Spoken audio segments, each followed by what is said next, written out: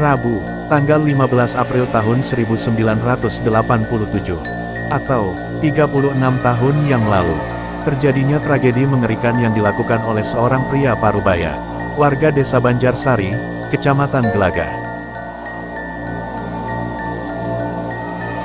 Pria itu menebas siapapun yang dijumpai di sepanjang jalan wilayah Kecamatan Gelagah. Pria Parubaya itu bernama Wirjo. Wirjo merupakan anak kelima dari 9 bersaudara. Wirjo, pria ini bisa dibilang cukup aneh dan nyeleneh saat di masa mudanya, tidak seperti orang pada umumnya. Bahkan, pada suatu ketika, Wirjo pernah memasak nasi sebanyak 5 kg, ditambah minyak goreng. Kemudian, semua nasi itu dimasak hingga semuanya menjadi nasi goreng dan dimakan sendiri. Padahal, nasi sebanyak itu bisa dimakan oleh banyak orang. Kemudian, untuk menetralisir kondisinya itu, ia lalu pergi ke sungai untuk berendam. Di lain cerita, Wirjo sempat pergi ke warung di sekitar Simpang 5 Banyuwangi, atau Perlimaan. Saat itu, ia datang bersama dengan pamannya. Tak disangka, ia makan hingga 5 piring nasi, seolah-olah tidak pernah merasa kenyang. Bahkan, ia memesan sejumlah didi atau darah sapi beku, yang digoreng untuk penambah nafsunya. Pemilik warung bahkan sempat berpikir, takut Wirjo tidak bisa membayar. Karena Wirjo, dia akan tersinggung dan marah. Dan semakin menjadi-jadi, hingga membuat orang di sekelilingnya mengelus dada ketika ia ditanya soal pembayaran.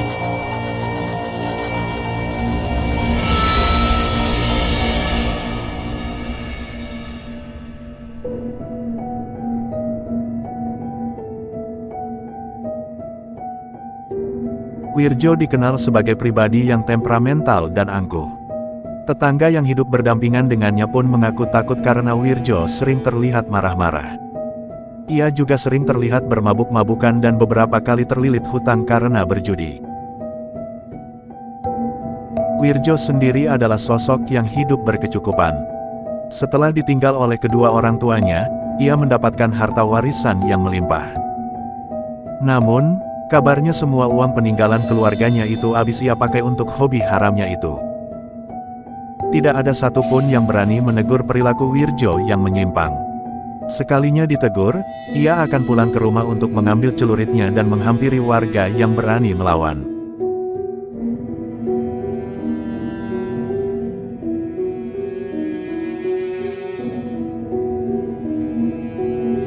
Wirjo sempat bekerja di sebuah pabrik kertas di Jakarta. Tapi, Wirjo hanya bekerja sebentar, kemudian ia kembali ke Banyuwangi. Lagi-lagi karena sikapnya yang mudah marah. Diketahui, dia dipecat lantaran telah merusak mesin forklift di perusahaan itu. Ada yang bilang, Wirjo sengaja menabrakkan mesin itu ke dinding hingga rusak. Setelah kembali ke kampungnya di Banjarsari, Wirjo berinisiatif menikah dengan seorang wanita. Tapi Wirjo tak kunjung mendapatkan keturunan. Seiring berjalannya waktu, kemarahan demi kemarahan sering muncul. Hingga suatu hari, amarahnya memuncak hingga Wirjo membunuh seorang anak berusia 4 tahun yang sedang main di depan rumahnya. Lehernya disabet menggunakan celurit sampai hampir putus. Masalahnya cukup sepele. Saat itu, Wirjo sedang menuntun hewan peliharaannya di sebuah sawah. Lalu ia meminta istrinya yang berada di depan, untuk minggir agar tidak tertabrak. Namun istrinya menolak. Tentu saja, untuk seseorang yang mudah terpancing emosi seperti Wirjo, jawaban istrinya itu telah menyinggung perasaan Wirjo, sehingga ia naik pitam dan mengayunkan pecut ke tubuh istrinya hingga berkali-kali. Istrinya pulang ke rumah orang tuanya di desa Kemiren, Kecamatan Gelagah. Wirjo mengejar istrinya dengan membawa senjata andalannya. Namun, dia bertambah marah ketika tak menemukan istrinya. Sebagai pelampiasan, anak angkatnya Reni juga nyaris mati di tangan Wirjo. Beruntungnya Reni yang saat itu masih berusia 4 tahun berhasil kabur.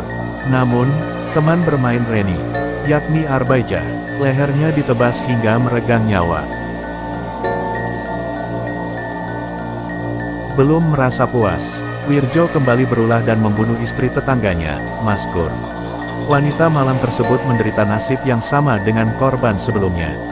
Lehernya disayat celurit, dan tewas di tempat. Tidak hanya sampai di situ, Wirjo terus membunuh orang-orang yang dia temui di sepanjang jalan. Korban Wirjo diantaranya adalah petani, siswa SMP, anggota Kamra, dan beberapa orang yang ia temukan di jalanan. Konon, situasi di Banyuwangi pada saat itu genting. Mayat dengan sayatan di leher bergeletakan hampir di setiap sudut jalan.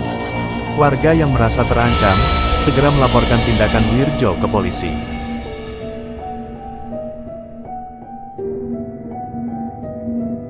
Wirjo yang belum tertangkap dan tidak diketahui keberadaannya, sontak membuat beberapa sekolah diminta untuk diliburkan.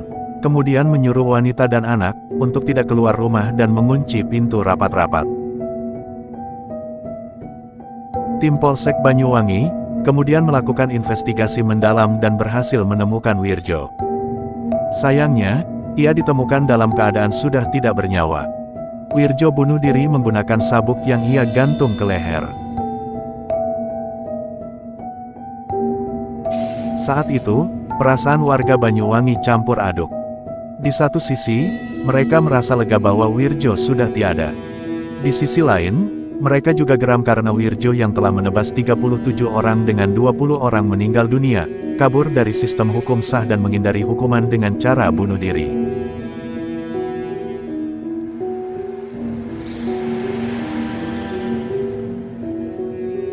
Sementara masyarakat galau, karena masih ingin menuntut hukuman yang lebih keras atas perbuatan Wirjo.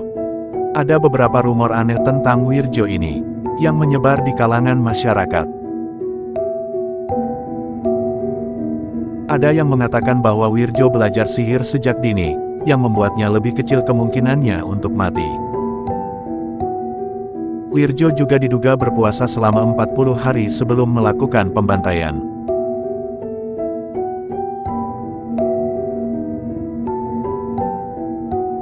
Beberapa orang menyatakan bahwa ia kesetanan setelah meminum darah anak kecil, yang mana merupakan korban pertama yang ia bunuh. Wirjo dikabarkan susah mati karena mempelajari ilmu kebal. Dan hingga saat kini, kisah pembunuh berantai ini masih melegenda di Banyuwangi.